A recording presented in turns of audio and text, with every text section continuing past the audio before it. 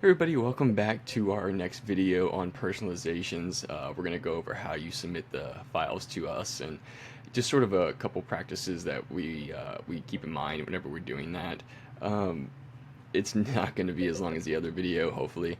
Uh, we're going to get into it real quick and show you how it's done, or at least how we handle it. So essentially what you're going to do is upon a sale, right, you're going to receive, the order information in your portal. And essentially all you're going to do is come over here and contact us on our website, and then you're just going to submit the file right here. Sort of the same practice that you would normally with another platform. This just requires another step. Hopefully we'll have this integrated within our system soon, so you're not having to use two separate systems. But basically just put the order number, any sort of notes that we need, and obviously attach the file. You will receive an email from us confirming that we did indeed receive it. Um, Obviously, if there's any sort of questions or concerns or whatever about the file, we'll obviously reach out before printing that. Um, we do not have another sort of mock-up generator, if you will, that's going to showcase this information to you, or the updated design. So we're going to walk through just a few things just to kind of show you how we go about applying these designs to the updated design that you've already sent us. Alright, so let's just go ahead. We're going to use Photoshop again, and we're going to do a UV printed tumbler. Again, this is a lot easier than the last one. There's not that many variables to account for. So essentially, we're going to use just our quick little design right here that we came up with. I apologize for the horrible font options that we're using, but let's say that you were wanting to, use this design, right? Just a Grint Squad, and you want to personalize this. So obviously we're going to personalize this design, or at least we're keeping that in mind.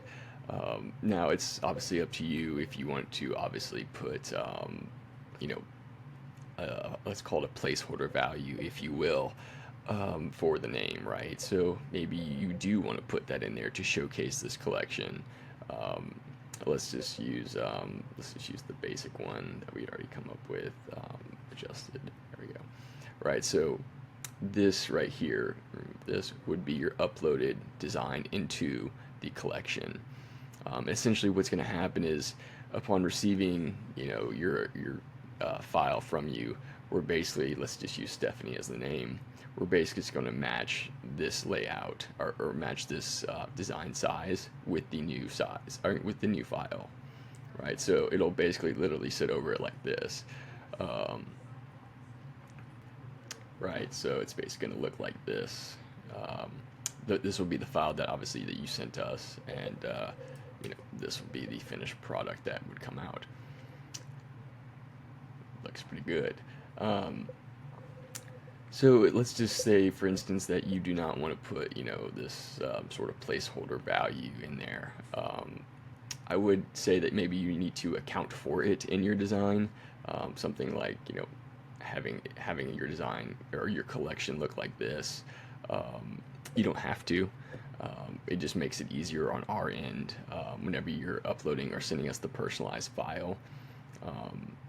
So essentially what would happen is that you're going to send us, let's just use Stephanie. This is the end result that you want, right? But in your collection that you're going to upload, you would do something like this, which would look, let's see, I have it over here for you, which would look something like this, right? To where you're sort of leaving that room for the personalization. In which case, so whenever we receive your personalization file, or your personalized design, we're simply just going to match this right here, right? So we're going to basically overlay this top section and say, okay, cool, like this fits the exact design that she wanted, or he or she wanted. Now, obviously, like I said, we're not saying you have to do that. So maybe, let's just use this as the example. Maybe you actually wanted to just upload the design as like this, right?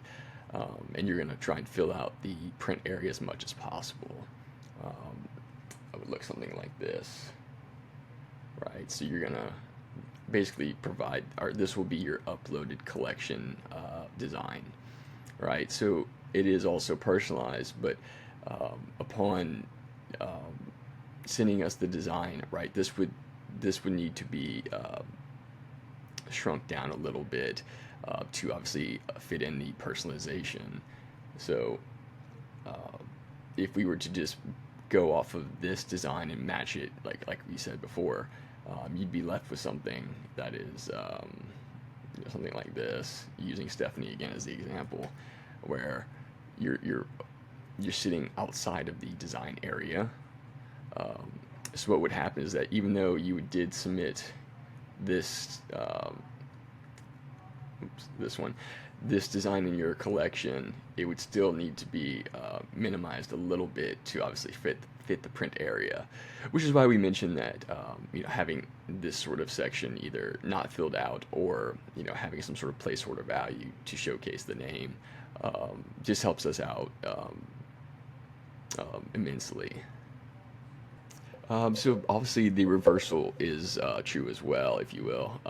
So let's say that you did keep that in mind, right? Whenever you were uploading your design into your collection, and let's say that for instance, they didn't want the design personalized, right? But you do not want to leave the design sitting with that little gap in it, right? You want to actually fill out the print area. In which case you would just submit to us the new file, right? You would just submit this to us, um, the same method, the same practice, and it would fill out, obviously, whenever we put it on or upload it into your new design.